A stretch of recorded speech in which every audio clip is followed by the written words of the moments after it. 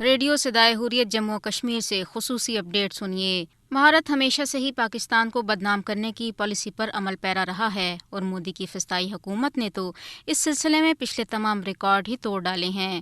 بھارتی حکومت پاکستان کے خلاف پروپیگنڈا پھیلانے کے لیے سوشل میڈیا کا وسیع پیمانے پر استعمال کر رہی ہے۔ انتہائی افسوس کی بات یہ ہے کہ پاکستان کو بدنام کرنے کے لیے زیادہ تر سوشل میڈیا اکاؤنٹس پڑوسی ممالک بھارت اور افغانستان سے ہی چلائے جا رہے ہیں۔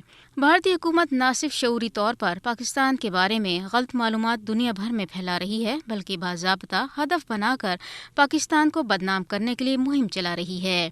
حال ہی میں پاکستان نے ملک کو بدنام کرنے اور اس میں ملوث ریاست مخالف رجحانات پر مبنی رپورٹ جاری کی ہے، جس کے مطابق مودی کی سربراہی میں قائم بھارتی حکومت پاکستان کے خلاف پروپیگنڈا کرنے میں انتہائی سرگرم ہے اور پاکستان اور اس کے اداروں کے خلاف سوشل میڈیا مہم بھارتی نیوز ایجنسی ANI کی سربراہی میں چلائی جا رہی ہیں۔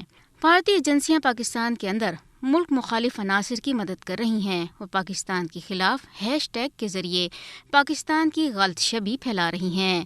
بھارت کی جانب سے غلط اور جھوٹی معلومات کے پھیلانے کا مقصد پاکستان کو بدنام کر کے پاکستان کو FATF کی گرے لسٹ میں رکھنا ہے۔ پاکستان نے فیس بک، ٹویٹر اور گوگل سے مدد طلب کی ہے تاکہ پاکستان اور اس کے اداروں کے خلاف جھوٹا اور ناپسندیدہ مواد شائع کرنے سے روکا جا سکے۔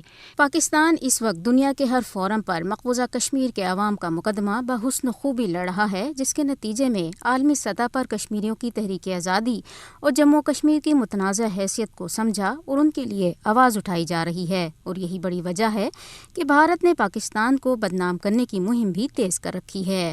تاہم بھارت کی جانب سے پاکستان کے خلاف غلط معلومات اور پروپیگنڈا پھیلانے کے جواب میں عالمی برادری کی خاموشی اور اس کا دوہرا معیار انتہائی افسوسناک ہے۔ بھارت کو یاد رکھنا چاہیے کہ پاکستان کو بدنام کرنے کی اس کی تمام کوششیں بالآخر ناکام ہی ہوں گی۔